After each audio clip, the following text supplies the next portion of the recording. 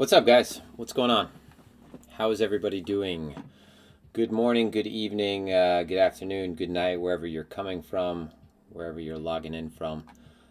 Doing that radio voice thing again. Doing that radio voice thing. I don't like doing that. I like to just talk to you guys if we're sitting in a circle in my living room, just shooting the shit. So, what's going on, everybody? It is 1:07 p.m. New York time on, Monday. December 21st. Give me some feedback. Let me know if you can hear me loud and clear. Not so much loud, but more so that I'm clear. And then we'll get it started. Everything should be working fine, so shouldn't be any issues. Haven't really had any issues with the sound recently, so I don't see why they would start rearing their ugly head again. Got a bunch of people in here. Okay. On behalf of myself, my name is Ryan, a.k.a. Kenner and Clark on Twitter, and my partner, Josh Rager. I want to thank you guys for tuning into the BlockRoots live stream. I'm getting really tired of saying that. I just want to be like, hey, what's up, guys? How's it going? You know, it's Monday. Let's get right to it. But for those of you that are new to the channel, we are your non-sensational source for crypto trading and investing education. More so, I would say, trading than anything else. That's my forte. That is my area of competence. Josh is really adept when it comes to a lot of the DeFi investing, a lot of the DeFi space. I pretty much, for the most part, just cover the technicals. So we spent a lot of time focusing on Bitcoin. We spent a lot of time focusing on some of the altcoins that you guys are interested in, but no sensationalist bullshit here whatsoever. We say it how it is, right? It's only straight talk that's accepted, right? And no hindsight bullshit analysis. So thank you for tuning in, guys. If you're not already a subscriber, make sure you hit that like button. The like button should be right around here, should be right around my shoulder. Go ahead and subscribe to the channel. We do plenty of giveaways, and we're actually going to be giving away some Bitcoin in this stream because I've been doing a giveaway for the last couple of days. I have given away, I believe, 2 in the stream, 2 in a DM, or 1 in a DM, 2 in a stream. Can't remember where we're at right now, but I'm essentially giving away 0.01 BTC every day until the end of December. And I think I actually missed a day, so we'll end up doing 2 today. So I think that's the plan, 2 today to cover. It wasn't yesterday, it was the day before I think I missed. So yeah, welcome everybody. Now, after saying all of that, I hope the stream is nice and clear and you can actually hear me. Sound is good, awesome. All right, good stuff. Let me pop the chat out. Yeah, it's Monday, so you know how Mondays go. We're actually going to focus pretty directly on Bitcoin, and pretty directly might sound funny, but on Mondays we kind of were all over the place. I think I want to cover something that I think is really important, and I actually tweeted about it yesterday. It's right here, so we're going to go over that. Just as a reminder, guys, my partner and I, we are partners with FMEX. So FMEX, I am consistently pronouncing things incorrectly. No disrespect whatsoever. It's just, it's a mistake that I make. So I believe it's Phemex, like Phoenix. And this is the fastest crypto derivatives and spot exchange. All right, this is something that I do a lot of my DeFi perp trading on. So things like DOT, things like Wi-Fi, things like Uni, I have taken plenty of trades on this platform and been pretty public with them. So this offers a matching engine that came out as one whole fucking word, excuse me, of 300,000 transactions per second. So no downtime whatsoever. The only thing that they need to improve on, which is just a matter of, you have to have customers and you have to have a bunch of people to get this, is they are, improving in terms of liquidity. So we all know what the most popular, fucking dogs upstairs going insane. We all know what the most popular exchange is by volume and by liquidity. Right around now, it seems to be that is FTX and Bybit, but FMEX is absolutely incredible exchange. You can't really beat the speed. So the spot aspect of it is incredible because for $19 a month, you trade spot for 0 fees, which is pretty awesome. And the contract trading, the perpetual swaps, they are the fastest. It is the fastest matching engine that is available. So in terms of speed, it is like, a hair trigger and you're in and out of things without any trouble. So again, the only thing that needs to be improved on is the level of liquidity that's there. But if you're coming from any other exchange, and I'm talking about any other exchange where you're trading shitcoins, it's better than that, right? So if you're coming from like KuCoin or BitMEX or anything that's outside the top 10, which a lot of people are trading on, this is going to be, when I say that this is lacking liquidity, just mind you, this is in terms of maybe the top 5 exchanges, right? And there are plenty of times where it's a very close race, all right? So if you go to Phemex.trade, and of course this is, yeah, I hate to say it, it is, we are essentially advertising for them. That's why I'm getting it out of the way early. If you go to Phemex.trade, right? So if you type in Phemex.trade, you'll actually get the reduced fees because that is my partner and I's direct link. So there'll be different times when that link is running a different promotion. And if you, let's say that you get in at one promotion and there's another promotion running and you're a little bit late, just message me. I'll get you the hookup. Right? We're not just shilling a ref link, we're actually direct partners with the team. So I'm talking to Jack, I'm talking to Max, and I'm talking to all these guys pretty much every other day.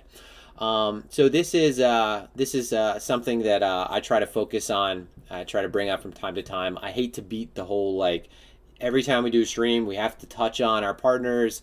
We're all available. We're all aware of what is available right now, okay? So I'm not trying to force anything down your throat. That being said, the last order of business I want to get to is, and this will pertain to the BlockRoots members that are in the stream right now. So the new BlockRoots website is up. So if you go to blockroots.mykajabi, it's a weird word, I know, .com, that's the new BlockRoots educational platform. So in about a week from now, you won't have to type all that. You could just type in blockroots.com, similar to the last platform. And as you can see, this platform is completely different than the previous one. So this one is straight to the point. We don't have all of the, the stuff we had on the front page, like the charts and, the exchange info. We don't need all that. There are other people that master that, right? My area of competence is trading market profile and order flow. Josh's area of competence is DeFi. We don't need all the other bells and whistles on the site. We don't need any proprietary bullshit. All we need is to cut right to the meat, right? Get rid of all the other trimmings. Get rid of all the other, what is a good word for it? I don't know. Fucking who cares? I'm trying to come up with a word for all the crap that was on the last page. There are other websites that are devoted to pulling up crypto information. It had a glossary on it, big whoop, right? This is straight to the point. So we have an incredible community. So you could become part of the Discord community, where we have, for the most part, people only talking about the things that they're learning on this platform. Obviously, it doesn't mean they just learned on this platform. I mean that it's a specific skill set to trade with market profile and order flow, and I think that it is the best thing to use. So the Discord, the community, it's centered around that. It's not like, the worst thing is when you have a community that's focused in one particular area and then you get people in it talking about fucking, excuse my language, every other thing that is not relevant to what we're learning, right? Is not relevant to what people are trying to learn. It's just noise. So if you go to blockroots.mykajabi.com, you'll see that you could either go to start learning, right? So for $49 a month, it's a subscription. If you want to use crypto and do it annually, absolutely, just send me a direct message. That's not up yet. But for $49 a month, guys, judging from the people that have come out of this and now are pretty damn popular in the crypto space and have been using this successfully, I'm not trying to toot our own horn. This is one of the best programs that you could get into. Absolutely, I would say hands down, I would put it up against some of the top programs. And, not for nothing, like if you go on to Axia, so go on to my products, we'll go on to the market profile and order flow course. And this is a whole course, right? So it has the basics, introduction to markets. You get into things like trading versus investing, primary versus secondary markets. And again, this is going to be in slide format. I'm going to be going over this. We recorded all of these. There's hundreds of videos. Then we get to some of the other things that are a little bit more specific. So basics of building a trading system, right? So the intro, risk management, position sizing, win rate expectancy. We don't really spare any detail. And then we get to what I would say is our, the cream of the crop, right? The film on top of the cream of the crop, market profile and order flow. So this is all of the things that you will need to begin to iterate off of yourself, right? So we have things like profile and flow series setups, and we cover some of the more basic setups, but we're giving you the foundation. All right, you go to like Axia, you go to some of the more expensive things that are like $1,000 a month, And honestly, you're just watching all their live streams, right? So for $49, you're going to get access to the same foundational material that you're going to ultimately have to build off of yourself anyway. I can't hold your hand, right? You'd be surprised at how simple using market profile is. From there, it's all just practicing, right? From there, it's all just actually taking the trades. And I'd say that most of the education is actually not in the course, even though it's a really thorough course. It's in the follow-up, right? It's in the questioning. It's in, excuse me, the questions that you follow up with. It's in the live streams that we do 5 days a week. So this is live now, right? So I've been trading now for 14 years. I've been trading crypto for 4 years. I was originally trading equity derivatives, and I traded crude oil, and I found myself in crypto. And as luck has it, it happens to be, and not only as luck as I wanted it to be, it happens to be the easiest poker play to table at. The poker table to play at. I think I drank my coffee too fast this morning. So that's where I'm primarily trading right now. So give this a view. Go to blockroots.mykajabi.com, and yeah, if you have any questions, feel free to hit me up with those. So we're going to take a look at BTC. We're going to give away some Bitcoin during the stream. We're going to take a look at some pairs that you guys are interested in. And I think that it's really important that we cover this point that I went over yesterday. Now, before I do that, I think I need to go over through the chat right now and say hi to everybody for obviously taking the time out of their day to come and join us in the stream. So we have a good amount of viewers, but we don't have that many likes. And I don't want to get loud, and I don't want to hurt anybody. But we need to get those likes up, all right? I'm dead serious. Those likes need to be up. For the amount of viewers we have in here and all that it takes you to hit the like button and the content that you're going to receive, I don't want to reach through the screen, right? I'll reach through the screen. And out of all the people on crypto Twitter, I'm the last person you want to reach through the screen. I promise you that. All right? So, yeah, all right. I think I had too much coffee this morning. Hi all. Merry Christmas. What's up, Cornholio? You are like, you're like chomping at the bit at the starting block, immediately off of it faster than everyone else ever streamed with the first comment. D. Ross, what's going on, man? MathMax. You know what, Cornholio? Let's see. You are a free member. I know you are not a paid member, and I just talked to you about this the other day, and I told you how the Discord and the BlockRoots membership is you got the free membership, and after that subscription, you show up enough, and I think in the spirit of the holidays, or rather in the holiday spirit, I think I'm dyslexic right now or something. I don't know. My thoughts are just a little bit faster than my tongue. So in the spirit of the holidays, Cornholio, hit me up after this. I'm going to give you a free annual membership. So MathMax, what's going on? Sebastian, all right, it seems like we have some Germans in the house. Unfortunately, those laws are not too friendly. I'm not sure if it's a law yet or if it's enacted, but that sucks with regards to the taxes. Jakey, what's going on, man? Okay, David, LP, Adrian, good afternoon, everyone except Ledger. So yeah, I am pretty pissed off about that. I checked the database, and thank God that none of my information is in there. I've never shared my address. Even Josh, like we've had to do address things before, and this is just OPSEC, right?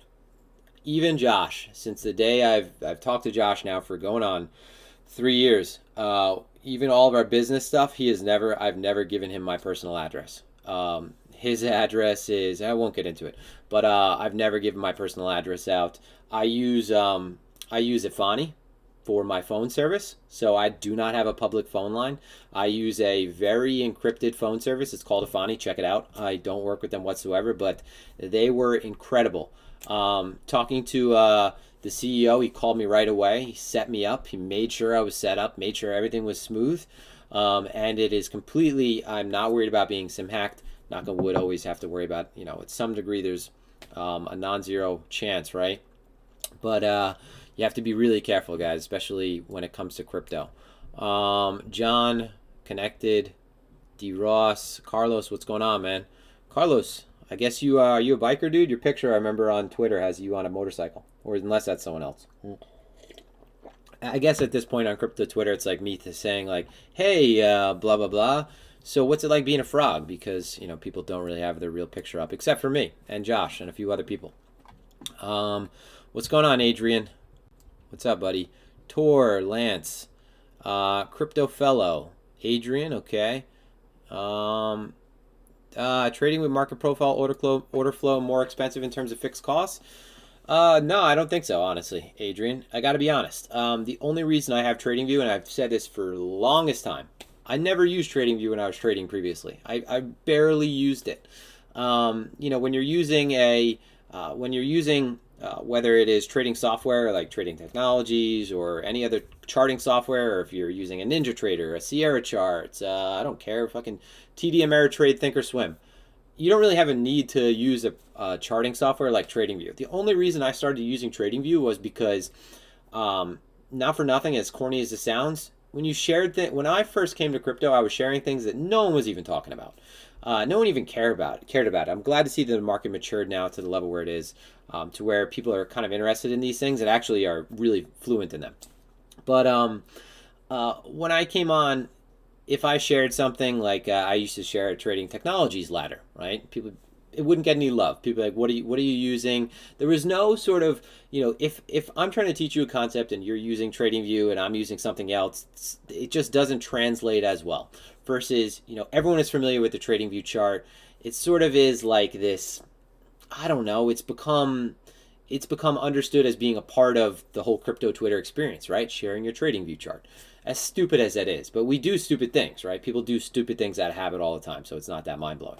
So I don't think TradingView is even necessary, to be honest. So fixed costs, TradingView, I don't think I pay for TradingView. I think my buddy David Bell hooked it up. But if I was paying for TradingView at the time, I think I was paying like $60 a month.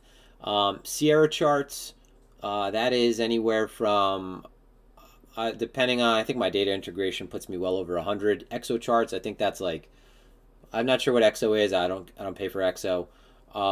But I think it's like $29 to $50 a month. Let me just stop you there, though. That stuff, you need it. You need one of these things. Nothing is going to come for free. If you get something for free, it's probably going to be really limited, right? You're going to have like access to a 4-hour chart, a daily chart, and a 1-minute chart. So these, trading, you have to treat trading like a business. So yeah, you're going to have these overhead costs, right? You're going to have these fixed costs that immediately you have to consider, right?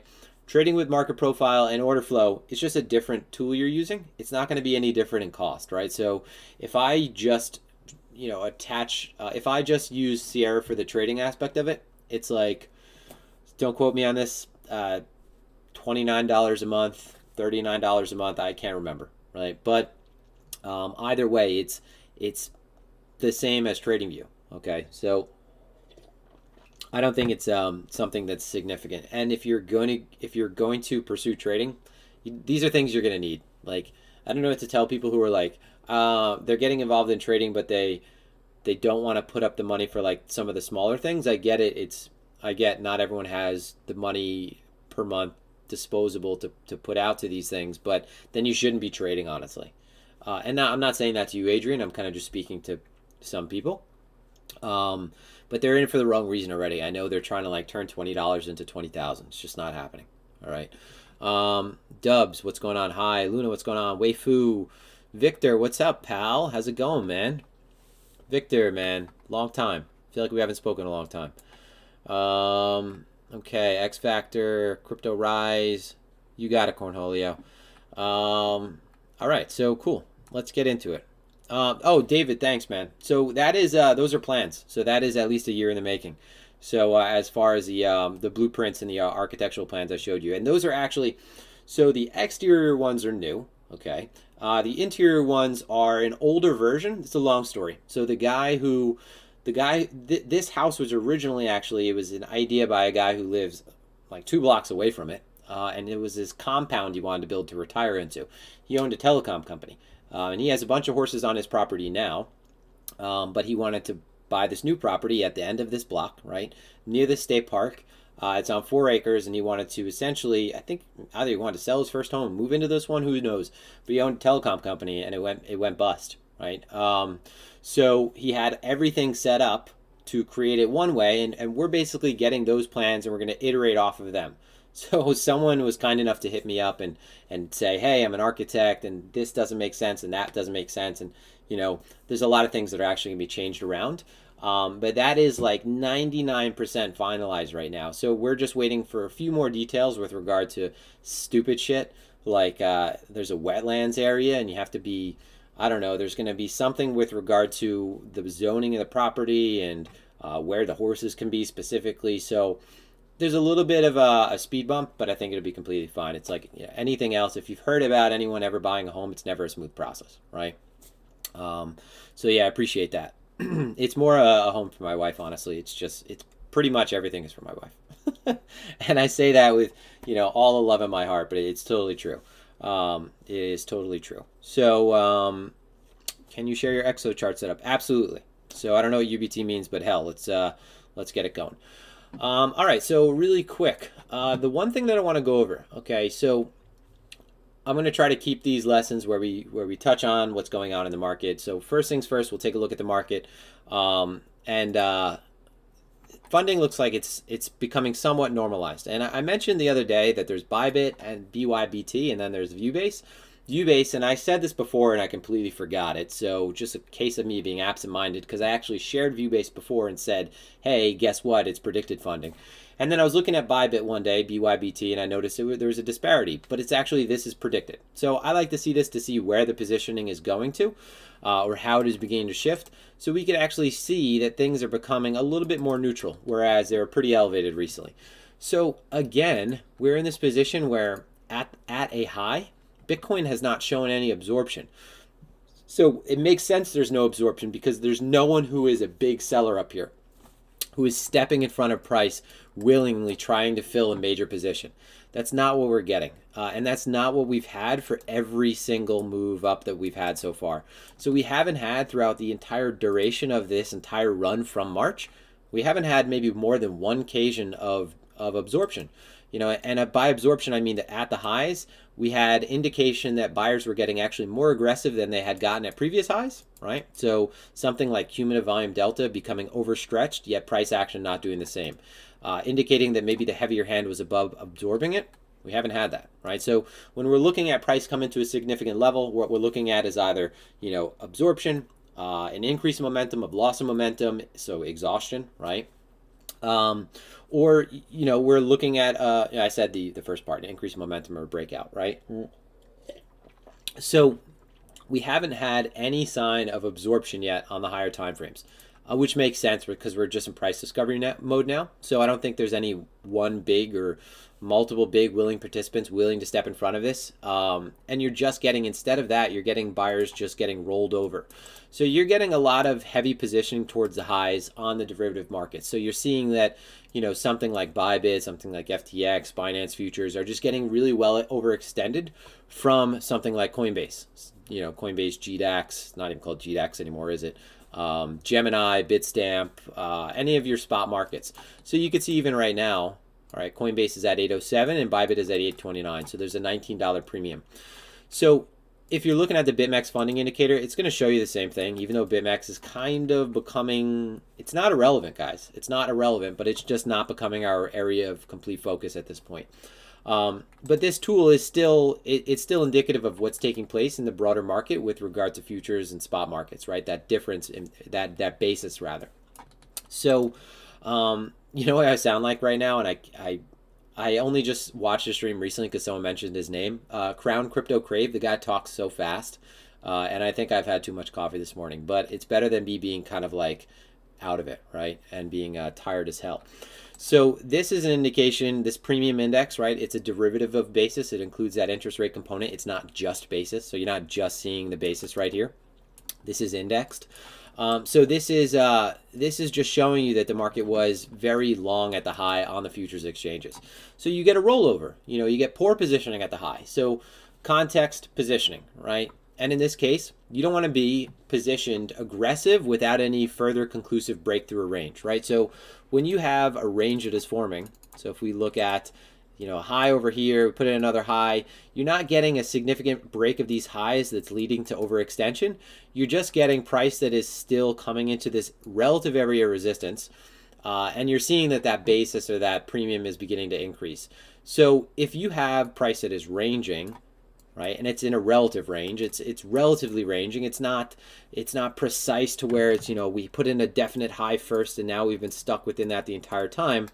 Remember, ranging is not just that. We could see ranging price behavior if we look at something like the TPO. So ranging price behavior is when you go from a period of value migration, right, to value overlap, where you have a ton of value overlap, right? So value is, where is value being determined, right? Where are buyers and sellers determining, or rather, where is value sort of being established? And when that's confined to a channel or a range or a consolidation, that's when the market is, it's in agreement, but it's not imbalanced anymore. It's in more of a balanced state. So when you see that the market is balanced, when it's in relative agreement, when it's consolidating, if you start to see that behavior occurs, you can set, an area to really use as I guess I would say a benchmark, right? This is your line in the sand. All right, and if you don't exceed that and continue trending, right, and you still see that value overlap, you could just make the assumption, all right, we're in some type of a range, okay? The point of me stressing that is a lot of people get hung up on looking for a very precise structure. It's not a precise structure. It's the fact that we are doing this, and now we're doing more of this, right, to keep it very simple. So when you start to see that this behavior is occurring and something like the basis is increasing, it's just saying that, the futures traders, the traders on Bybit, the apes on Bybit, on Binance, they are getting aggressively positioned a little too early because there's really nothing to show for that positioning. If you see that all of that aggressive buying is coming in at the high, but you're not making new highs, well, how does price move up? It's when there are more buyers than sellers. Well, guess what? If there are more buyers than there are sellers right now, but price isn't going anywhere, it might be the case that price is beginning to fall under its own weight. In this stream, I'm doing a lot of hand gestures that are completely off screen. I feel like a complete idiot because you can only see my head and I'm doing a bunch of these things. So it's just one of those mornings. So this is, again, just another case of what is called a delta unwind, right? So you get a ton of aggressiveness towards the high. If we look at the TPO charts, right, you have this value overlap, the point of control up at the high, so we're getting a good amount of weight up at the high, and as soon as you begin to lose one of these high volume levels, it just shifts the control back in the favor of sellers, right? So you shift the control back in the favor of sellers. We have this breakdown. All right, so we'll go back to trading view, set this back up. So we had a major rejection up here again at the high, so you have a swing failure, and then you have a failure to even approach the next high. So for traders that are part of BlockRoots, we actually called this top during the live stream yesterday. We watched this happen on the footprint, and I think I literally said, okay, it's going to squeeze now. It's going to squeeze longs. So we just started to see that on something like the footprint, so on something like this chart, it was almost like this, right? In real time, we were seeing that one of the signs, which you're not going to see right now, is that as we were making this push up, it was getting really thin. You were getting volume here, and then volume here, and then volume here, and the candle was jumping back and forth. So the environment was really thinning out, and then what we ended up doing was leaving most of this buying activity, similar to this structure up here, leaving most of it behind and starting to trade lower almost instantaneously. So you get a ton of aggressiveness towards the high, and it's in theme with what I'm talking about this entire time. Whether it's a premium index, whether it's basis, whether it's a footprint, whether it's, in this case, it wasn't CVD, you're just getting buyers that are trapped at the high. And they're not trapped by being absorbed. They're just trapped in that they got into position and now price is beginning to trade under them. And that's all that needs to happen. Put yourself in the shoes of, let's go back here. Let's just go all the way back to the high. Put yourself in the shoes of these buyers up here, right? So when you're at, 23,350 and you get long with 2 million contracts, if you see that price, if you get long up here thinking that this is a breakout, okay, and then price is trading down at 23,200, how are you feeling? You're like, shit. If price comes back up to this level, it might act as resistance now because you might be selling out of your position. So when you have these big imbalances, all right, and price does not continue with them, that's a bad sign. All right, usually the market is going to fall under the weight of just that alone. So I look for that personally on the low time frames all the time. That's one of the core components of what I would say is one of the more consistent alphas that I can generate. And this area, these imbalances serve as resistance. If they don't act like support on the way up, if you trade under them on the way down, as price comes back to them, just think about why they might act as resistance. The person who got in position over here, they're probably more than happy to get out of that position and sort of refigure it out somewhere else. So looking at BTC right now, knowing it just kind of fell under its own weight. And I said this during the stream yesterday. As we were in the stream, I was going, holy shit. And this was when we were up here. I was thinking, this looks like it is the same exact structure that we had prior. Big move up, consolidation, smaller poke up, no real follow through, right? And it's not odd for fractals like this to occur when you have the same sort of participants doing the same things over and over again, right? Especially if you have big players getting in the same manner consistently. So this could very well transpire in the same way that it did previously, where we move up towards a high again, then we get a bigger correction, right? So, you know, this is something that we completely have to keep in mind, right? Or rather, we absolutely have to keep in mind. Okay, so this, the levels that I would say are really important right now, I'll just put them on the chart. So this was these green lines right here. This was a prior value area composite. So for these days over here from the 18th, the 19th up into the 20th, almost to the 20th, this was where your value area was established. So we nuked it on the way down.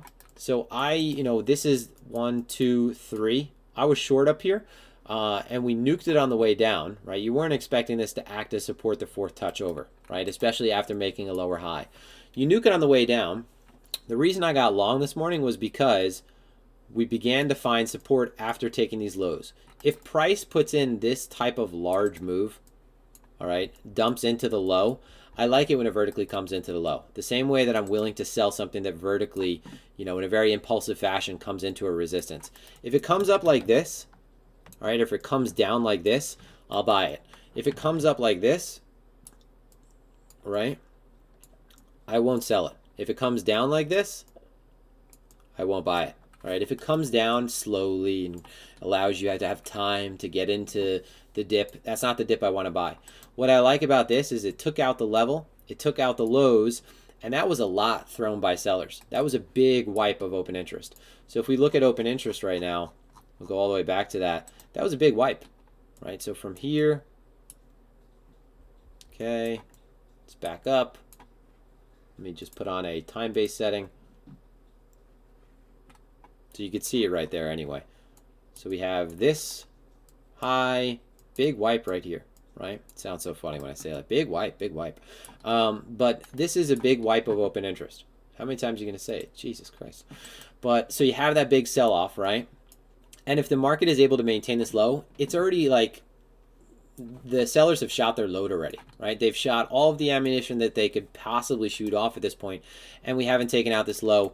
And this is the area where I would expect, these lows to be taken at some point. This is also the 0.5 fib of this entire structure. So if we zoom out and we look at this structure as a whole, and I don't really use fibs, but in a trending market in price discovery, it's important to use really anything that gives you an edge. And this is right around the 0.5 fib. Okay, so this is going to be a meaningful area to expect a bounce because you're going to have systematic traders that are just going to be buying off of that based on that level being retraced, right? They're going to be putting some type of resting order there just in case we have some type of dive overnight, right? Some type of stink bids at the 0.5 or the 618, not at the 382 because that's pretty damn close, right? We've already got that. But so you take the lows. Sellers have thrown pretty much all they can at this. And then I shared this in the Discord this morning. You have this under-over structure that begins to form. So I get in a little bit more aggressively, a little bit earlier. If anything, your signal is, hey, you just nuke this level and then you're back within a prior value area. So you're back within a value area. It's an area that really accepted price. Okay, so you would just expect that if you fall into this range again, you're going to fall back into the same pattern, which sets you up for a test of the low back up to the high. And this happened almost instantaneously, and not instantaneously, it's 30-minute candle, but this we got the play. I was already out of the position. I shared this on Twitter. But you have this under over that takes place. Okay, so you have this candle right here, this high, low, lower low. It's basically a swing failure, right? And then suddenly price is trading back above this level and treating it like support. So when we talk about what kind of price action you want to see, along with things like positioning, being offside, whether it's a delta divergence over a longer time period or it's a ton of aggressive selling into the low, you want to see a ton of aggressive selling down here, and you got that. and then you want to see that price is showing signs of strength. And a sign of strength is an under over, because look what it shows you. It shows you that price was making lows and now has reclaimed a prior level that served as resistance on the way down. So importantly, consider that up here there was a seller, right? So at this level, there was a seller that rejected price. Now we flip them by getting above that level. So it's just telling you that the story is beginning to change, and at that point you just look up. You look up to the next significant level or the next sticky area. So that has already transpired, right? So now it's like, and one thing just to touch on, I saw people this morning writing the level off on a 5-minute chart, on a 1-minute chart. So you got the dump this morning, and they're talking about, oh, things have changed. I don't want to get into this yet. Okay, if you look at the price right here, you're looking at something that already happened. The 10% move has already happened. It's like when people were looking at the ETH chart saying, oh my God, this looks so bad. It's a chart. It's historical data. It looked so bad. Okay, it looked so bad. If anything, now it looks better, right? Because that has already happened. Okay, so that's one thing you always have to remember. It looks so bad is the trappy behavior. It looks so bad, it looks so good, right? Is the trappy behavior that is said by people who get into things 10% after the move has already occurred. Because they're too focused on the historical, the things that have occurred already, right? The historical data. Fancy way of saying the chart, right? So if we were looking at BTC, this is the way that I look at it, right? And this is the way that you should look at it. Here's a high. This is a 10% dump, okay? We know where our significant levels are. Hell, if you're looking at fibs or if you're looking at the value area, you have a 10% dump, okay? It's a vertical dump. How many times, all right, in a very bullish market, has a 10% dump that has found support at a reasonable area of support and has done things that we know occur, taken the lows? How many times has that 10% dump led to an immediate 5% dump? Look it up. How many times has it led to another 10% dump in the next 24 hours? So if you arm yourself with even the most basic of statistics, okay? There used to be a great account on crypto Twitter. Can't remember his name, but he shared statistics like this pretty frequently. I think I have, okay, so I have my own statistics, okay? So I used to keep this above my computer, all right? So this shows us, okay, so let's see. The amount of days, let's say, that are greater than a 10% move, all right? 1%, 1.6% of days throughout the year are days that are greater than a 10% move. All right, there's a ton of other statistics on here. I could probably just share this. It's a lot easier to do that, but it's a quick key. It's like it's your legend to approach the market with, right? So that you have some idea of maybe I shouldn't panic now, right? The move has already occurred. What is the likelihood that this continues to occur? So not only that, if you're looking for support to form, don't look at a 5-minute chart. Okay, don't let that be your signal. This will never be the bounce that completely just reverses up. And if it does, guys, you just gotta that'll happen once in a blue moon, right? Don't look for the support to occur on a 5-minute chart or on a 1-minute chart. Look at least at the 30-minute chart. Give price a chance, okay? TPO charts, a lot of the confirmation for TPO is a 30-minute rotation. So what that means is your confirmation is something like this.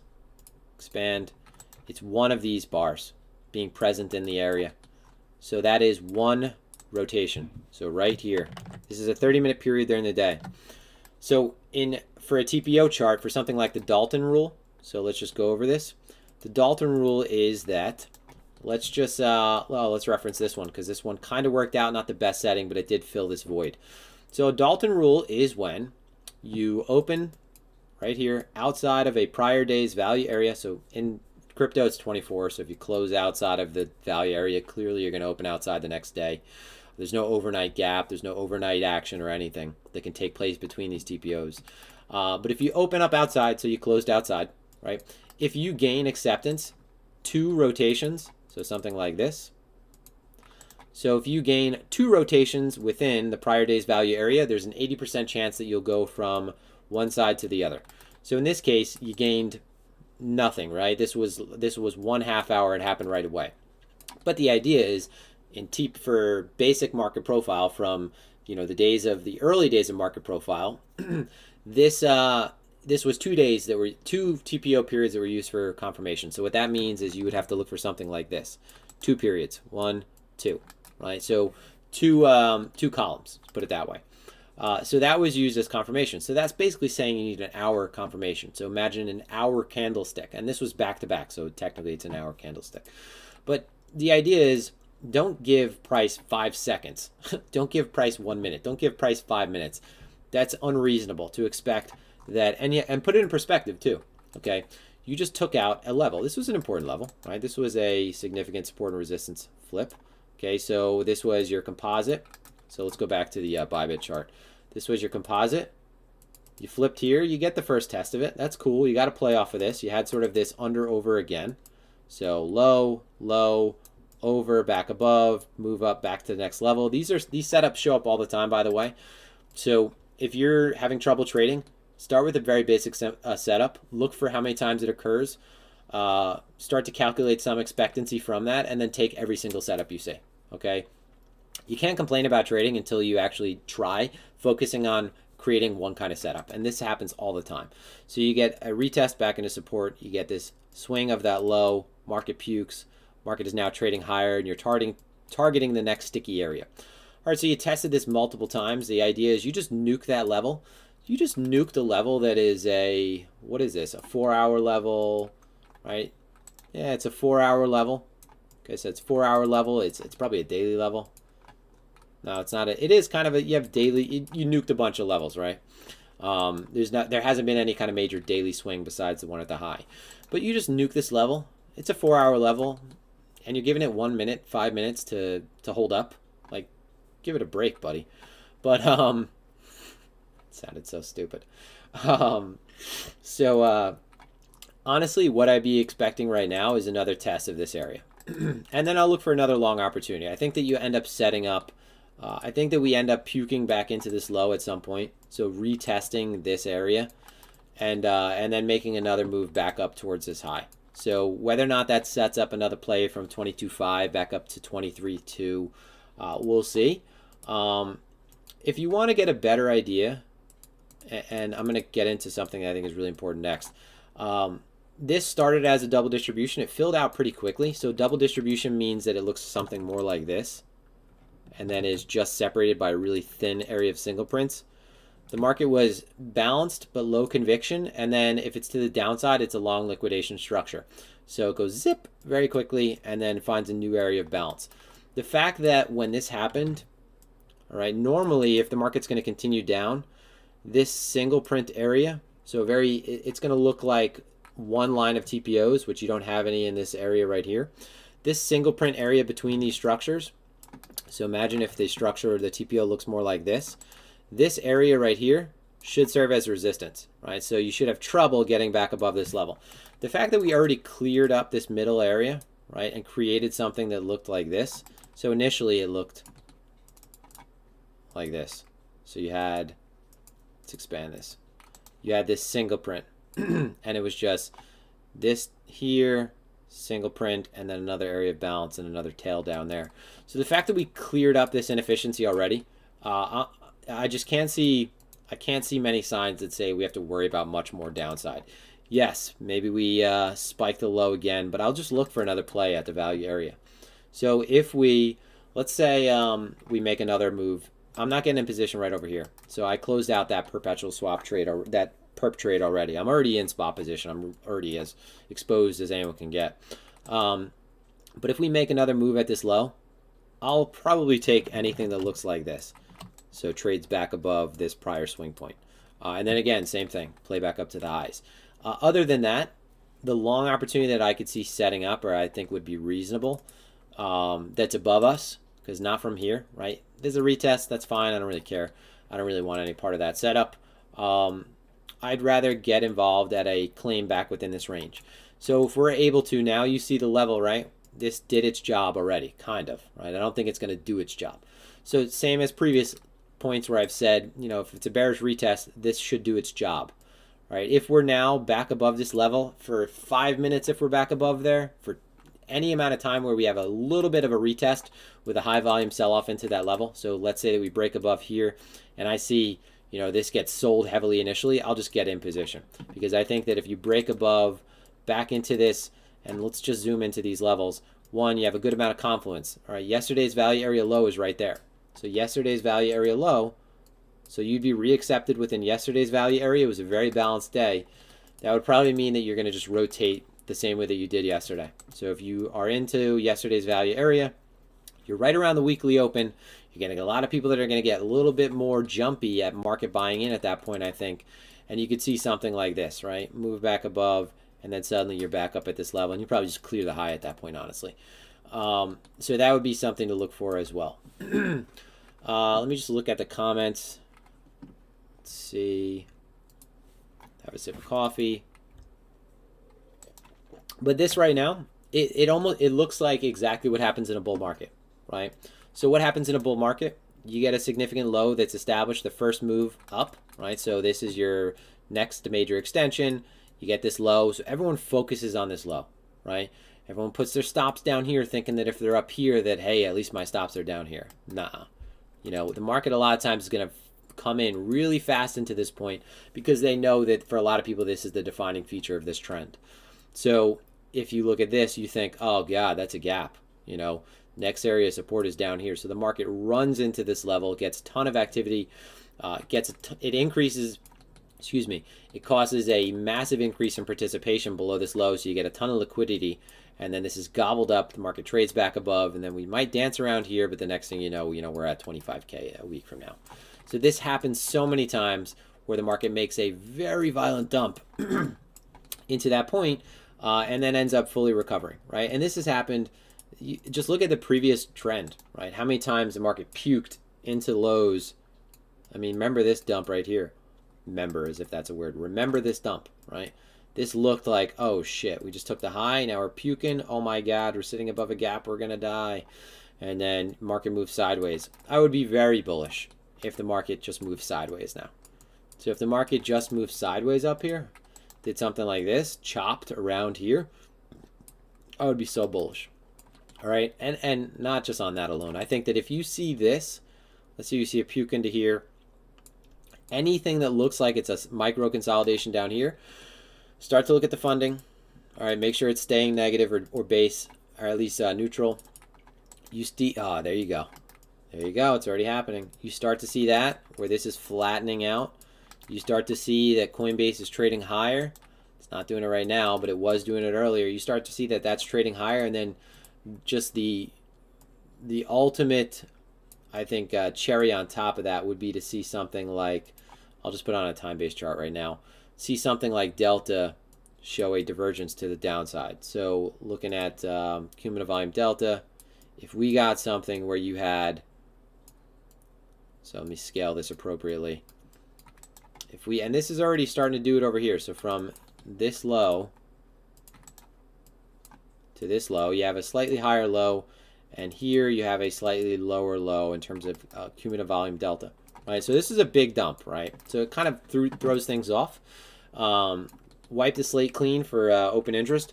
What I would want to see is, let's say we move sideways. If we do anything sideways and begin to put in a lower low compared to price action making a higher low on the chart, but if we do that in Delta and we see that open interest is continuing to increase, I think that you're just setting up for a massive squeeze, right, for a move back up towards the highs. So we really want to pay attention and start to look for that. In terms of some other thing you could do, I don't really, we've talked about this before. If you want to get some more refined levels and you're not maybe up to speed with using a trend reversal chart or a range chart or a volume-based periodicity or a delta-based periodicity, if you go to something like a time-based chart, 30-minute chart, the benefit of looking at this right now is you could see where all the imbalances are occurred, or rather have occurred. So I'll put on the volume cluster actually. Change the sensitivity, make a little bit. There we go. Shading, okay. So this is geez. All right, one sec. So what we can see now is just the areas where there was a ton of volume that came in. So separate this by volume. So now I kind of get an idea of, all right, so for example, right, here's a candle body. The bodies always give you the idea that it's very substantial compared to the wick, right?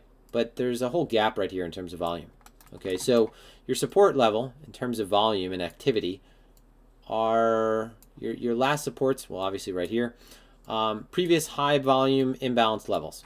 Okay, so now think about why, right? If someone got aggressively short down here, if price is coming back to this level, do you think they're going to hold that aggressive position or get out? If they get out, what does price do? It moves up because they have to cover. If you have, for example, someone who has been getting long down here, a revisit to this area might be an area for them to reload. Okay, so this is just an area of it's a lot of activity, right? So if you want to get an idea of where these little pockets of support and resistance might exist in the candle, this is a 30-minute candle. Look at a volume-based cluster and just set the sensitivity so it's a little bit higher, so that it only shows you the rather lower. Or is it higher? I mean, I think it's so 10 steps. So yeah, put them lower so that it shows you only where the high volume levels are within here. And then you could see, for example, in this red candle, in terms of the volume, most of it was at the bottom, which is a trappy setup, right? So this is exactly what a trappy setup would start to look like, right? You have a ton of the sounds like a ice thing just fell off the gutter outside. Still a ton of snow. So you got a ton of volume down here, and the candle closed above it. That's one of the first signs you want to look for support holding. And that's what I want to see in all my low time frame setups, honestly. If I get a low time frame setup, and imagine that this is a 5-minute chart, and this is the area of support I'm looking at to be retested, if we're doing something like this and coming down, this is what I'm really looking for. I'm looking for high volume into a level, and then price to trade back above that. So immediately you get that right here because price closes above it, but it's even better when you're starting to trade back above and away from, and you start to see an increase in the opposite activity come in. So you see this initiative activity away from the level by buyers. Let me just set this back to my other setting. Okay, let me look at the comments. New BlockRoots webpage, it's right here. Yeah.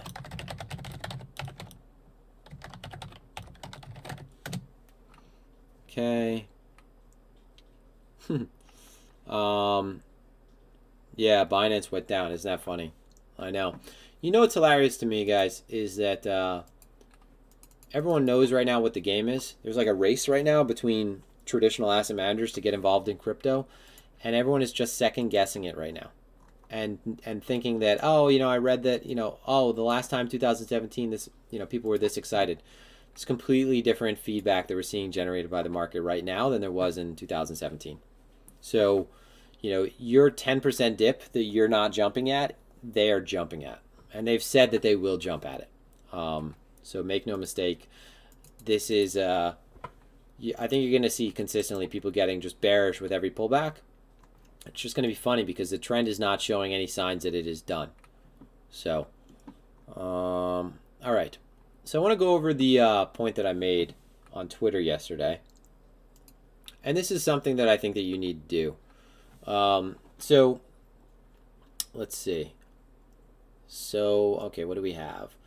All right, low IQ posting, shit posting. Okay, so this is about what you should be doing every day. So I said you should be writing down your setups and entry criteria every single day based on what you see as you arrive to the screen. So what this means is, for me, for myself, what I do, I immediately look at a TPO chart. I already have my daily and my weekly levels established. There should be nothing new with that. So what you want to look for is what areas are you willing to do business based on the setups you're seeing. So I know right away, and we just go off on my chart. So we'll just go off on my levels for now. If I'm arriving to my chart, okay, wake up this morning. All right, so where are the levels that I'm willing to do business? Okay, so first things first, I'm looking at my TPO. Okay, we don't have any poor highs or poor lows. We have a good tail down here. Okay, so far we have, you know, what is kind of a ledge up here, right? But I'm more interested in gaining acceptance back within a prior value area. I'm keeping in mind the last value area that we were accepted within, so where value was previously. So we know that that is right here. This is a very balanced day. Okay, where is VWAP? All these questions that I'm going to be looking to answer immediately as I arrive to the screen. So I already did the work of putting these lines on the chart so you could see yesterday's value area low. Get back to that. Yesterday's value area low. I have my weekly open. I have my composite value area high. We're already accepted back within that. That's a prior composite. I know where the highest daily close is. So I have the terrain mapped out, okay? Now, this might get a little bit more detailed if we had something like, if we were, let's see, if we were, for example, arriving to this day, okay, we wake up this morning, price is here. All right, so one of the things I'm absolutely putting on my chart is, okay, we're consolidating for the last 3 days. This is a very tight range. Where would I say would be favored? Okay, I'm marking out the poor high. So I'm putting the poor high on my chart, which would be at that case, that would have been 1959, and we already did this, right? We talked about this back at that poor high. But you're just getting an idea of where the areas are that you think buyers and sellers might be doing business, right? Or you would be willing to do business. You have to have an area, though, if you're looking to take any kind of swing trade, if you're looking to take any kind of momentum scalp. This is not, this is completely different from if I'm trading one of the ways that I trade the lower time frame, where I'm strictly just paying attention to lower time frame order flow. These are levels that I know already exist, but I could take plenty of trades that are not at them. All right, but that is completely different, and I definitely am not going to get into that. But you always have to have an idea of where the important levels are, where are the sticky points, where are the areas where you might be, where buyers and sellers might do business, okay? And if you're not near any of them, you already know that you don't have any trades set up yet, okay? To some degree, you're limited, unless you have some type of lower time frame approach that's based on timing, that's based on, certain rotation factors, okay? But for the most part, I think the people that I'm speaking to right now, they're not at that point yet. So you have an idea of where you're looking to do business. So okay, so let's just go through this like we are doing it for yourself, right? Here is the low. I would be willing to, and I would say map them out. Write down a little game plan. Okay, so what I would be willing to do is, we have a significant low in right now. I know that normally, you could expect that a 3-drive structure might be put in at the low. Let's say that we break this low and we're reclaiming this low now. I'll consider looking for a long at 2232. All right, so we're back within a composite. Another opportunity might be, instead of waiting for that, right, that might be a little risky. Why not wait to see if there's going to be a support that develops around this 22561 composite? Not too sure about how that would transpire, though, because, we've already nuked this low. I don't know if the support would just hold here, if we wouldn't be running these lows again. I would say the higher probability case of the lows again might be something of, hey, maybe we wait for either this to occur again. Okay, something where we take out the low again and then trade back above this low, or we wait to take out this low again, or as I said, we're back above towards yesterday's value area. So I have kind of 3 areas that for swing trade opportunities, they are within relatively close proximity. But mind you, what I'm saying by that is that there's nothing right here, right? There's nothing that I want to take right here. This is kind of in a flat-footed area, and I'm just kind of narrating this how you would be narrating it, or how you should, honestly. This is kind of in a flat-footed area. This is a prior value area, midpoint, point of control, essentially. This is the meaty area within the structure. It's tempting because there's a ton of liquidity here, but it's a really easy area to get in an edgeless trade, right? I don't know if it's going to come down here first or up here first. It's not in the best area to find risk either. Okay, so that's off the table. So on the table, this, retest of that, reclaim, retest of this, and reclaim. All right, so 3 trades, they're just not here right now. Okay, so I have my 3 trades. All right, so I have my 3 areas that I'm willing to do business. That might be a little bit more, might be a little bit more specific if you had a poor high, a poor low, if you already had a significant low on the daily. Mind you, all the levels that you can think of, okay, that you might use, right? You have to obviously start testing these. So then write down the conditions that you require at these locations once they're revisited. Okay, so at the high, I think that considering the amount of FOMO that we're seeing in the market right now, the conditions that I would want up here are actually not that strict, right? I think that given the impulsiveness of this sell-off, all right, and the current conditions that we're in, if we so much as gain the slightest bit of acceptance back within yesterday's value area, back within this prior range, I think price is going to move pretty quickly. My criteria might be just looking at this on the lower time frame reversal chart to see that this is very much sold, and then once I see that this is sold on something like the immediate breakthrough, I'll just mark it in, right? I'll mark it in at the acceptance above yesterday's value area. That's my entry requirement for that. I'm not going to wait for much because there's a high probability that the longer I wait, the more this gets away from me, and then the worse it just becomes to define a trade, right? Or it just becomes unfavorable or suboptimal at that point, right? So my idea for this is, hey, you should have rejected here. Why the fuck are you back up here? Okay, so you're probably just going to move very quickly from that point to that point. Okay, my criteria down from here is a little bit more of one that requires price to develop more. Okay, so down here, I want to see that not only reclaim this low, I want to see that aggressiveness. I want to see that spot is trading at a premium. It would be nice to see that that basis begins to flip. You know, maybe we get a delta divergence or two. I want to see that there's a ton of aggressiveness trapped below this low. And now I would look for something like maybe a half-hour close above this level, at least the close above this level on something like a 15-minute chart, just giving you these arbitrary levels of confirmation. But I would require more to develop from this, all right? Because I think that this means that we're going to develop over time, whereas this occurs much more quickly. All right, so my entry criteria has been somewhat defined, okay? So what kind of requirements I'm looking for? It might be, you know, the positioning aspect on the higher time frame, the higher move up. If we move up first, I'm probably just looking for something like, you know, if I'm looking for, we're trading back above VWAP, and then we get something like this high volume retest we have right here, right? So aggressive move into the low, we trap a good amount of activity at the low, and then we're trading higher, right? On a reversal chart, it might show up like this. You get a move up above that level that I'm talking about. Here's your value area low of the prior day, so prior day value area low. Then you get something like this, okay? And then you have these reversal bars. We'll imagine that it looks like this. Reversal bars, price is kind of stalling right here. You trap just the slightest amount of volume at the low. I'll take the break of that. Okay, that's fine. Place my stop back within the prior structure. So I have my criteria laid out. All right. Now, on its own, all right, so after, in hindsight, did the setups yield the assumed results? Okay, so if after taking the trade, or if you don't take the trade, were the setups correct, period? Right, so did the trade move as according to how you expected it to?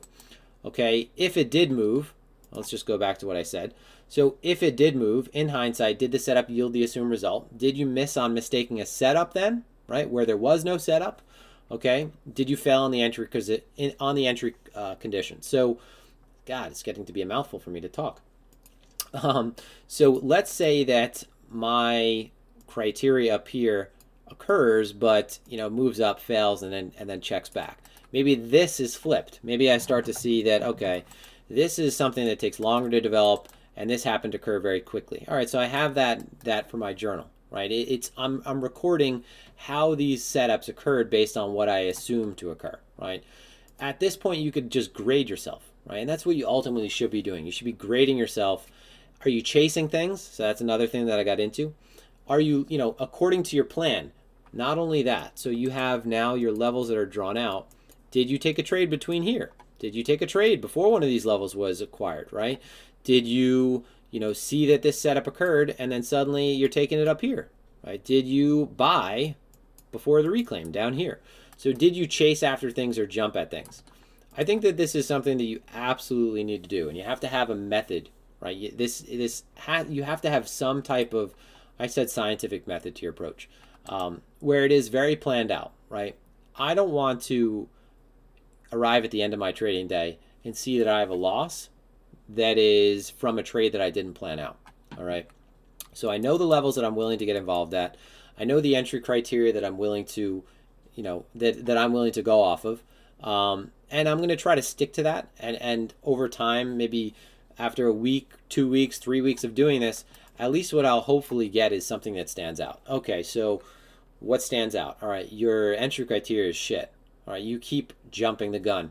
The setups keep occurring favorably, so you have the right idea with the direction. So yeah, price was rejected here. It shouldn't be back up here. This usually leads to that move. Okay, you got that. But your entry criteria has you jumping a little too early. So maybe you're jumping too early, and fine, it ends up moving to your target, but you get chopped up because you're out of the trade already. Maybe your stop is too tight. Maybe you are, you're seeing that the trade occurs favorably, but you're jumping in too late. All right, what are we missing? Should we just really be looking at this kind of setup as a FOMO setup? Buying the break? Should we require even any significant amount of confirmation? We have to weigh in context, right? This is coming from a very strong trend. So hopefully by applying this type of method, you will refine your approach. Cool video. You got that swag.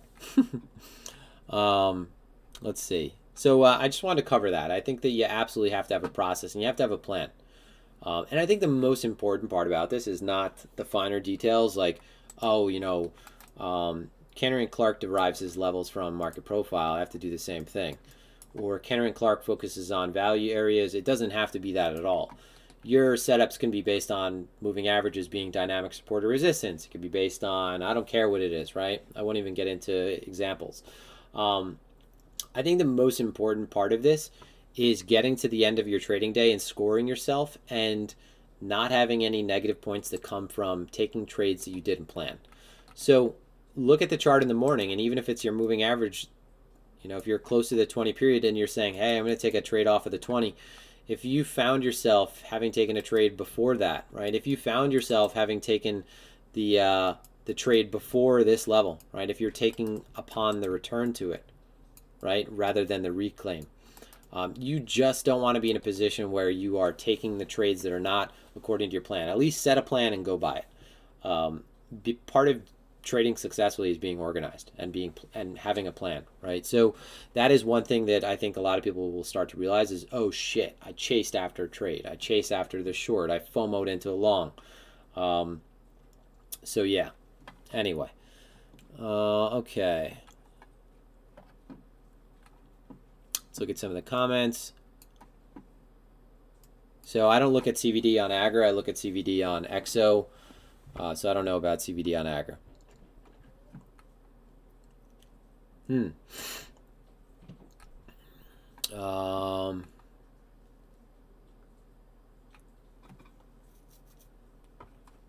don't think there's a new level of market making MCM with the big boys here. There are already big market making firms that were in crypto. I don't think that's going to change substantially. I mean, the market needs to be a little bit more mature to even throw a lot of the higher frequency stuff at it for it to be worth it for, really crazy high frequency trading firms to be coming in, dipping their toes into crypto.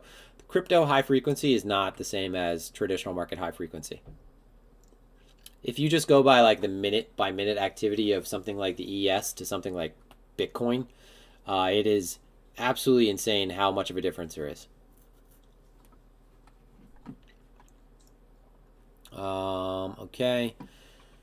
Definitely 50K target. Yeah, if Elon announced he was buying Bitcoin, that would it would fit him perfectly. I don't know why he just doesn't do it for fun. Just say he's going to buy a little bit.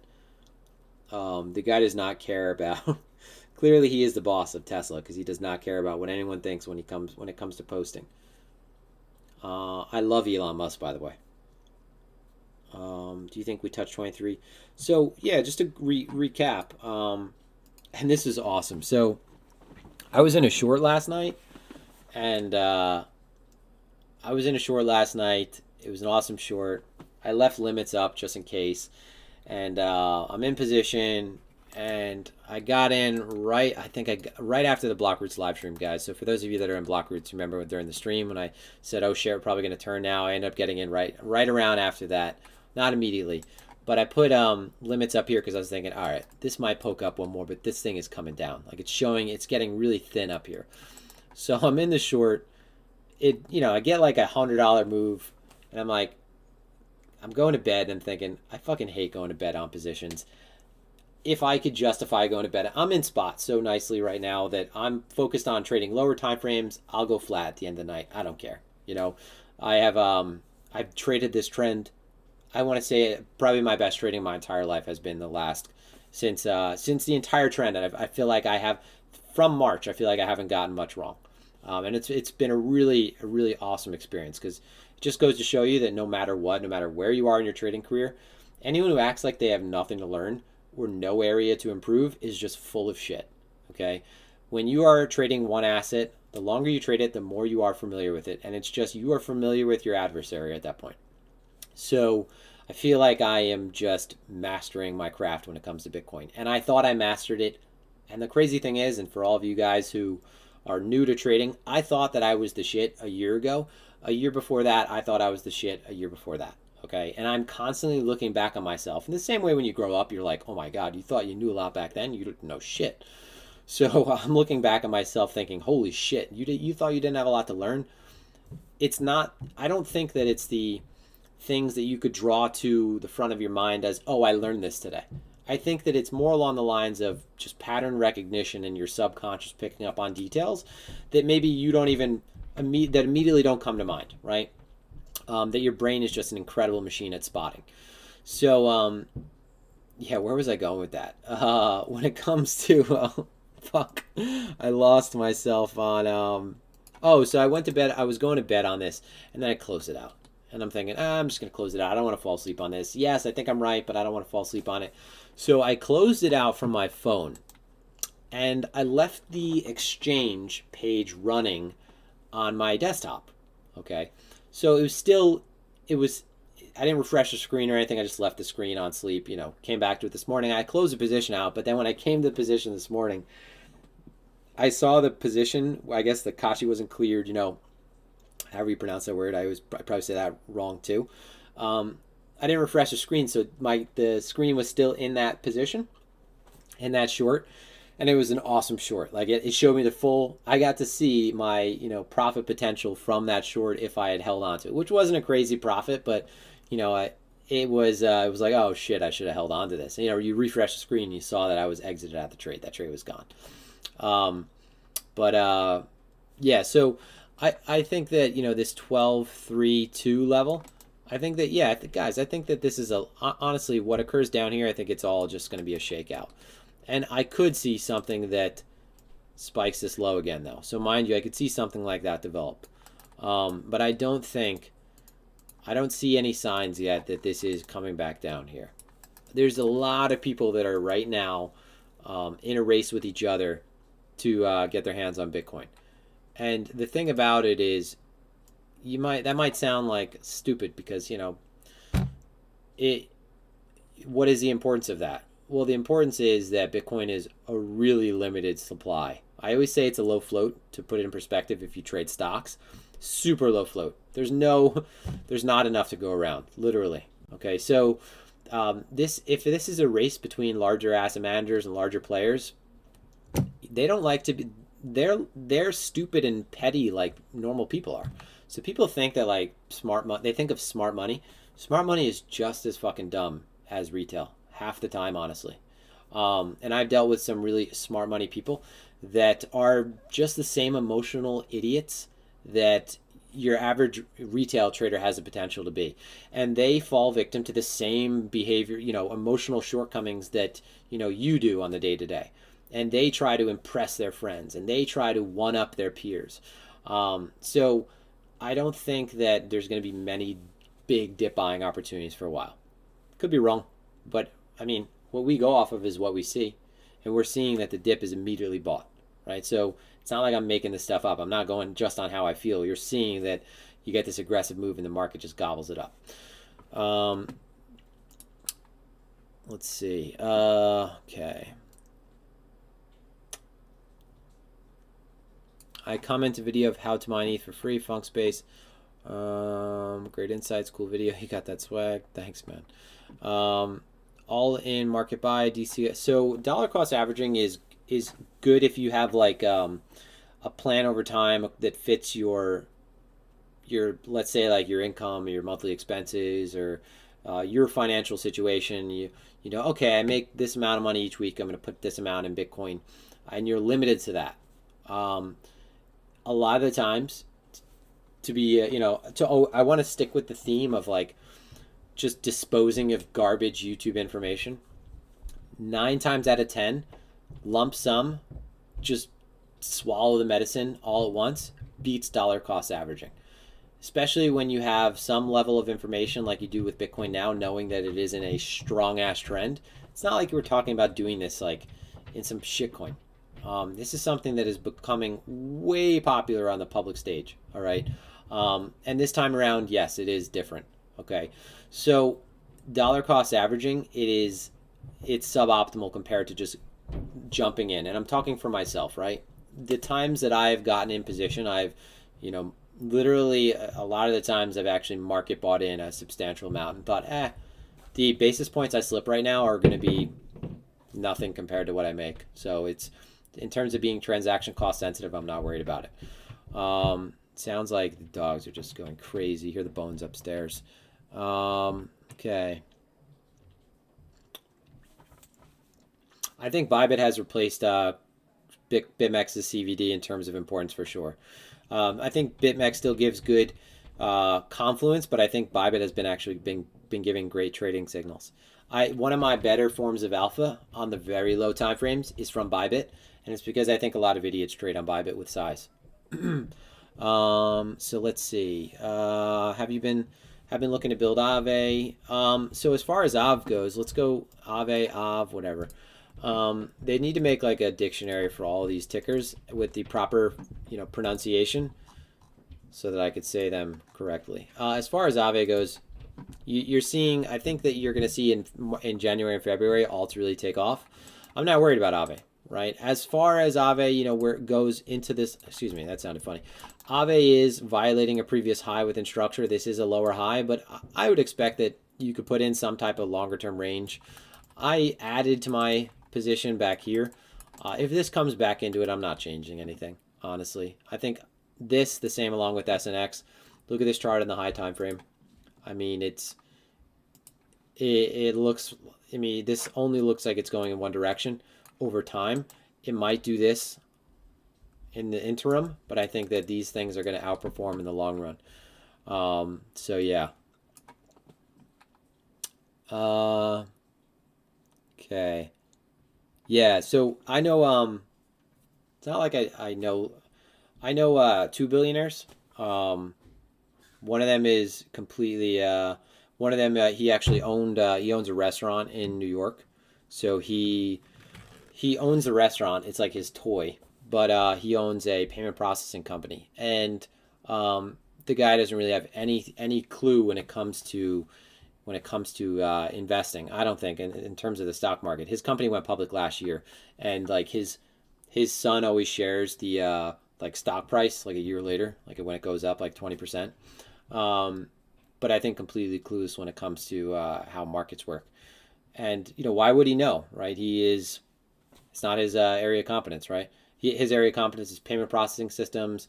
I don't know, mansions in other countries, but yeah, he makes the same dumb mistakes that everyone makes.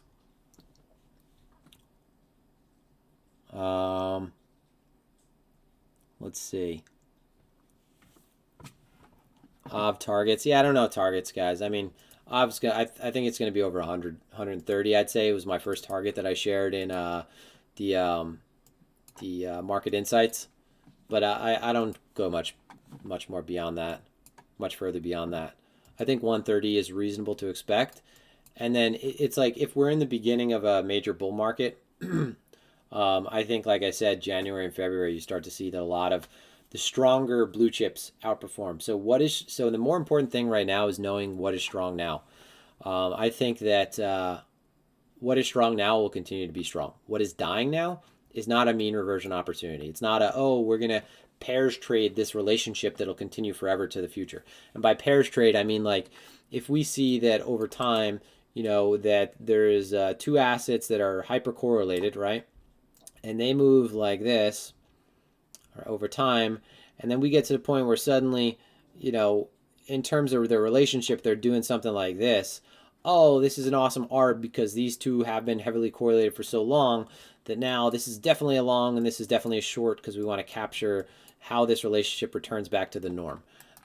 If we're looking at this and interpolating this towards crypto, back into 2016, 2015, 2017, alts that were, mainstays, I think that's a really big mistake to expect that they're going to continue to, they're going to recover and catch up in the future. I think that what is strong now is going to be what's spun now too. What's strong now is what's being talked about now. If you're new to crypto Twitter, if you arrive to a social media platform, you're trying to learn more about a market, what are you going to see more of? You're going to see more tickers of more relevant things. And I think that people aren't that dumb. I don't think that people are going to come in and some have said like, things that are flatlined or in accumulation mode. I think that things that are really bad looking now have just had a longer time to look worse. And if anyone comes into the market, they're going to buy things that have already moved up, right? People buy things that look like, oh, market go up. You know, it's a very like I don't know. It's FOMO behavior. You know, you see a chart that's going vertical and you think that it's going to continue to move up when you're brand new. Um, so yeah, sort of comforting. It totally is. So this one billionaire is really interesting. The other billionaire actually is so friend with so the other billionaire actually is related to the he's I think his name is, well, his last name is Rockefeller. But he is friends with my aunt, and he always comes to family parties, and he's super low key. But he definitely he's a billionaire, but he's super low key. Multiple places in Manhattan, multiple places all over the world. Super savvy, super intelligent, very low key guy though. I remember when I was first introduced to him at my cousin's wedding. So yeah, but my aunt's new husband is a big guy in the investment banking space, or banking space period. But the billionaire who owns a restaurant and the payment processing company, um, he's an awesome guy. He's also pretty low key. You would not know he was a billionaire unless you saw him pull up in his car. Actually, you'd have to see his son pull up in his car because his son drives all the cars. And I won't go into too much detail because if you're from this area, you might know who it is. But anyway, getting out of that conversation. Um, let's see. What's the deal with GRT? I don't know. I'm late to the party with that, honestly. And I don't feel like chasing anything that's gone up that high. So this has gone up, what? Like 2,000%? Holy shit. 2,500%? Yeah, I mean, honestly, that doesn't have to mean anything. Like, you could find support up here, but no interest in it whatsoever. I don't know why this has gone up this much. I don't know enough about it. I missed out on that whole conversation. I know that according to the, let's just look at the technicals real quick.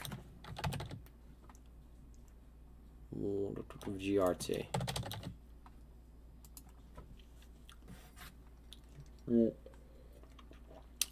Let's see. Fully diluted valuation is like 7 times the current market cap. Doesn't even have that attractive of a supply, right? It's not like this is really low supply. So this looks like, just from crude valuation metrics, this looks like it's overvalued already. So we'll see. I mean, I could be completely wrong about that.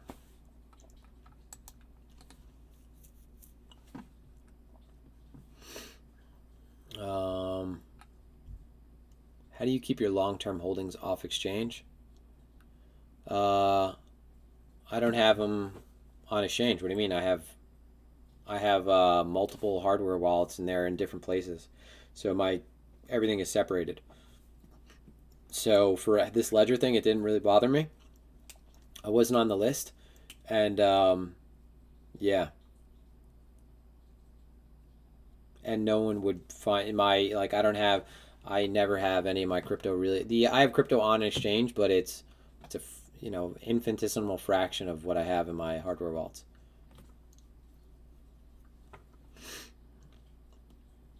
If you want to, Nighthawk, if you want to learn more about that, look into multi-sig wallets or just hardware wallets, period. Or keeping your own private keys off exchange. Is there any life left in GSwap? I don't know. Honestly, I've been out of Shroom and GSwap forever now. And I stated I got out at 7x, and I was saying, hey, this is cool. Like, I'm happy it's gone up more, but Shroom and GSwap, they're kind of GSwap. But I don't know. I was in the Telegram, and the behavior in the Telegram was really shitty behavior. Like, everyone saying things like, and Josh was big in this, and I've always said, like, we don't have the same opinions on things. We've been always very upfront about that. And I see in the Telegram, like, total Moonboy stuff, just in the face of really poor. What is taking place on the chart is really poor. You just see, like, whales dumping supply. If something has a bright future, you're not going to see that whales are just exiting in exodus. And then not only that, it's like community owned. I don't. I mean, I don't like that idea. Honestly, I want to be somewhat centralized to know that someone is really interested in getting that price higher. Um, so yeah, I don't know. This is Shroom, but GSwap I know is GSwap.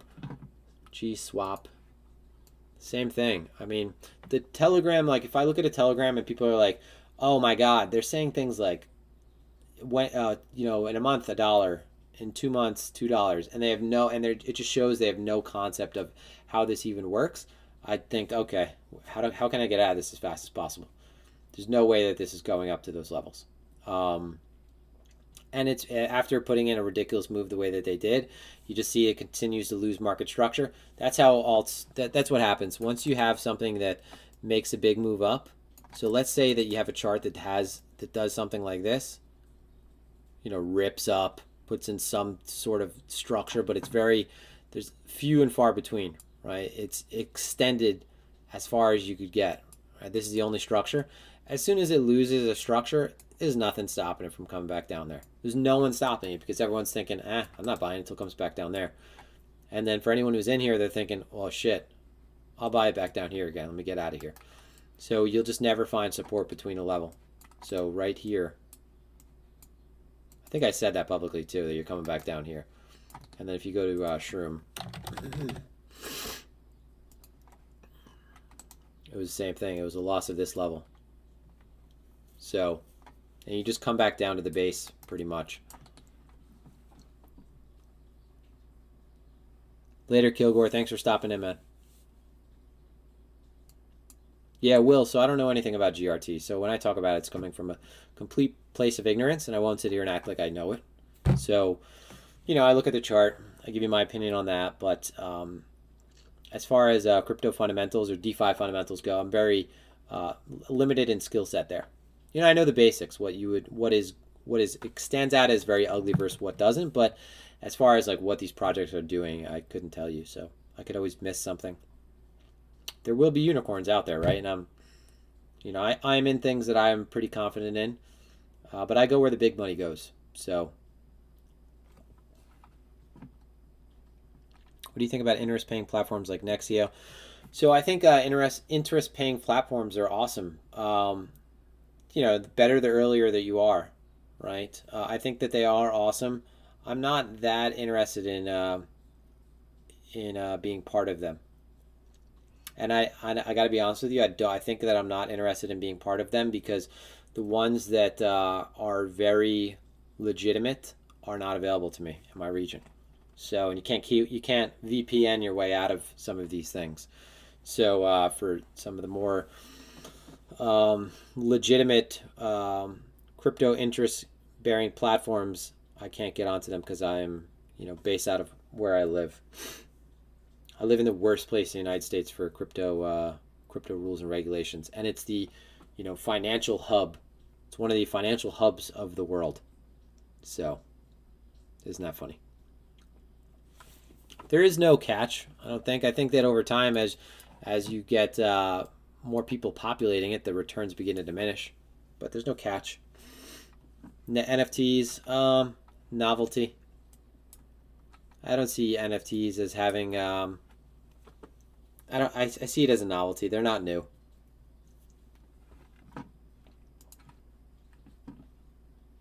I think farming. I think NFTs. I think it's all on its way out. Sushi.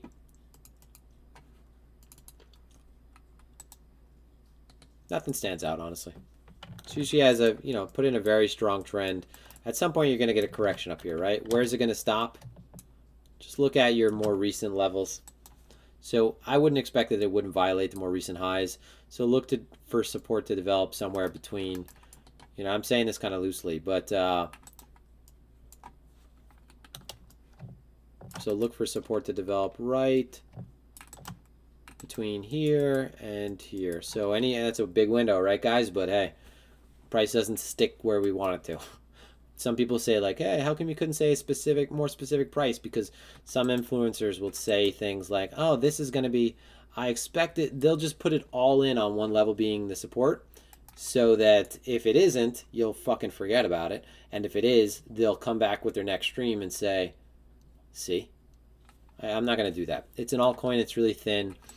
I would expect this to form some type of a range in this area. But over the next coming months, sushi will be higher. I'd say that with total confidence. And if you look at this structure again, you use something like a fib. 0.5 is right down here. 382 for this entire move. So I think initial support you might find off of just fibs alone would be around this 210 area, because people are going to be buying that systematically.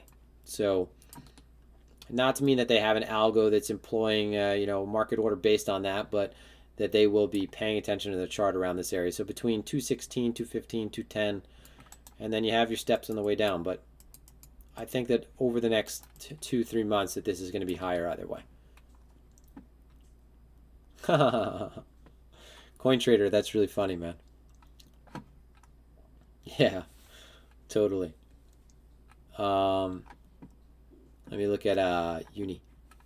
We're gonna cut the stream pretty soon, guys. So everything's underperforming BTC right now, right? We're all on the same board with that. So it doesn't take you don't have to look at the BTC chart to know that. But in terms of Uni against BTC, so here's your weekly level. So this is like one of my favorite setups for an altcoin for me to start paying attention. So just remember, operative term, start paying attention, or operative phrase. So here's your more recent weekly swing level. Here's your more recent weekly swing level. If we could gain acceptance back above 17,271, so against BTC, that'd be really nice, I think. That'd be really nice, I think. Sounds so fucking stupid. I like to make fun of myself all day, and it's just who I am.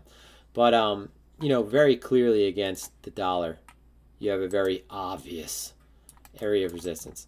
You gain acceptance above this, 390. So that's a weekly level. Is weekly highest close now is right around 384. Daily highest close is now at this level, right? I should just put the magnet on, but you see 420, 384, 420. We start doing something like this, and it's off to the races, right? Probably going back up here at least.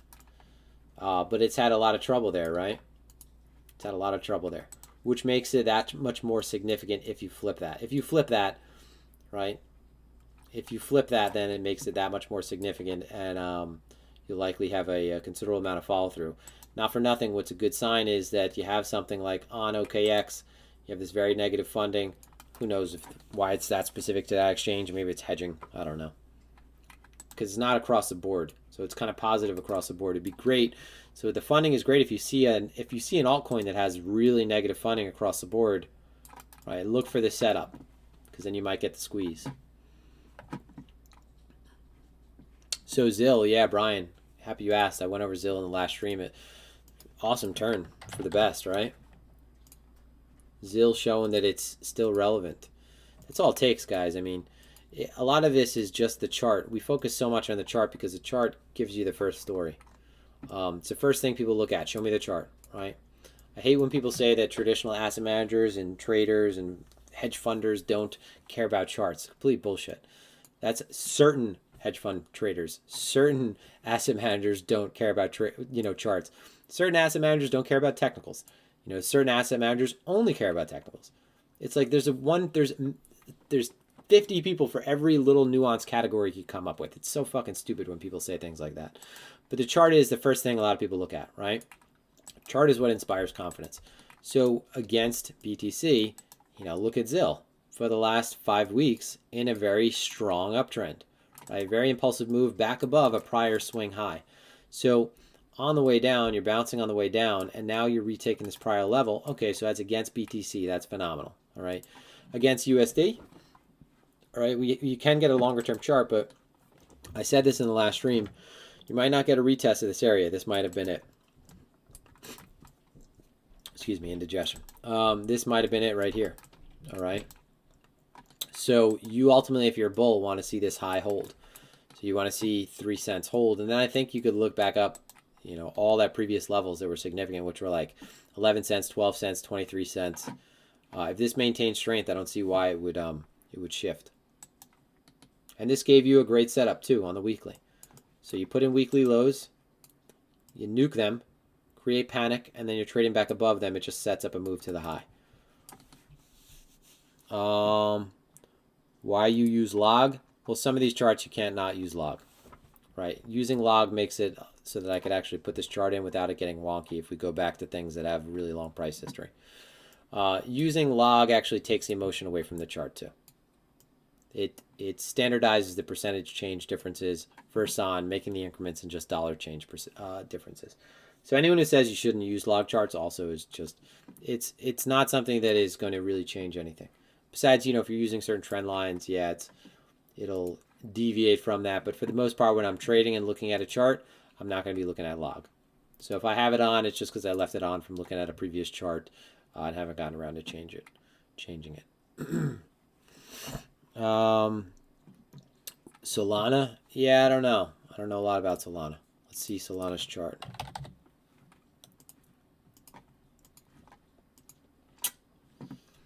So let's look at the weekly. Yeah, I would totally buy Solana if you got back above this level. I can't say I totally would buy it, but I would start to pay attention to it. So here's your weekly level. Weekly swing, pukes into that. Now you reclaim that. You have that higher time frame swing failure pattern set up. Just shows you that the market threw it all of everything it had into the low again and couldn't bring you a measured move, right? So move, correction, you would look for another big move. So the fact that we stall under here, if we trade back above that level, which is 116.61, I wouldn't want it at 150. Why would I want that? I would rather wait for that level to be reclaimed, which look, on a 4-hour chart, that weekly level, resistance, support, support, resistance. So that level is acting as an important pivot. If you could reclaim that, go back to the idea with BTC. If I could draw your attention back to that idea. Here's a range. This is essentially fair value for this period. It's kind of balanced, right? This back and forth is pretty balanced. If I put on something like a fixed range, you'll see it's a pretty balanced profile. All right. So knowing that, if we gain acceptance back within here, what are you likely to do? This is the weekly level. Also, you're probably going to move back up to the high. It's a previous range. You're probably going to go back into ranging behavior temporarily. But on the higher time frame, that's really good. When you retake that level, then maybe you could start looking at higher prices, right? So it doesn't look bad. Now I don't trade gold, mate. Nope. I don't trade gold. Have traded gold. I don't trade gold.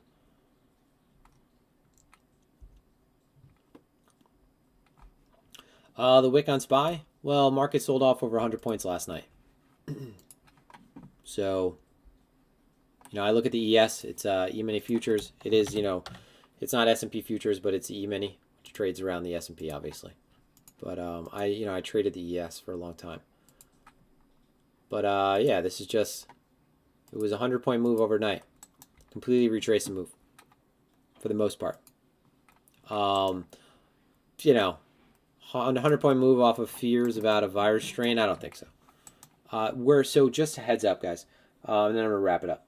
And maybe this move is due to the stimulus, right? Look at the dollar, fucking complete reversal. Pop, dead. In real life, I'm such an animated person. I hope you guys can tell that. This the ES everything right now, just as a heads up, it's the we're coming into the final 2 weeks of December. So it's one of the thinnest times of the trading year. So it's going to be really thin. You know, if you think the weekends, holy shit, this is nice, right? If you think the weekends are thin, you know, all conditions right now are going to be a bit thinner. So that means it's going to be easier to move the market around. You might see an increase in volatility. Just consider that. You know, how do you adjust for that? Well, maybe you consider sizing down, right? Sizing down. If you're going to take the same setups, just sizing down a bit. Price might move against you a little bit more. It might be a little bit more volatile than it normally is. It's the final 2 weeks of the year. It always happens into the end of December. So, but yeah. All right, guys. I think that is it. Let's give away some BTC. All right. So let's go to this, and let's go to random number generator. Let's pick a number between 1 and 50 this time. So generate, and then I'll give the other one away on. So, all right, so guys, if you are on Twitter right now, I'll give you a heads up, and I'll give you a minute to do this. So go to my thing that I shared recently. I'll share the link. One sec, I'll throw it up in the chat so you have a chance. All right, so here's the link. Go there, leave a like, and I think since there is an adequate amount of people in the chat, it should fit. We will pick a number between the amount of people in the chat. So no, you know what? 74 people like the chat. I'm only going to pick out of 74. So random number generator between 1 and 74. All right. So if you're one of the more recent comments, more recent likes, right? I will pick, and we will see. One sec. Who wins? One sec. All right. Everyone ready? I think that's been it. Let's see. Let's refresh to see if I got any new likes. Nope. I think that the thing. Yeah. All right. So we see some. Okay. So I'm gonna give you guys a minute. Right? Giving you a minute. If you don't do it in a minute, it's not my fault. Okay. I'm checking my text message. And no Twitter. All right. This is relegated to people with Twitter, man. The next one I'll do is sorry, I say relegated. The next one will be for someone who's on the stream. All right, so between 1 and 74, ready? I shared it in the I shared it on the chat, man. 39. Okay, 1, 2, 3, 4, 5, 6, 7, 8, 9, 10, 11, 12, 13, 14, 15, 16, 17, 18, 19, 20, 21, 22, 23, 24, 25, 26, 27, 28, 29, 30, 31, 32, 33, 34, 35, 36, 37, 38, 39. Matthew, you've won 0.01 BTC. All right, so I hope to hear from you soon. I'll message you on Twitter. But until next time, guys, it's been a pleasure. I hope you trade well, exercise proper risk management, use your stops, and I will talk to you guys next time. That will be it.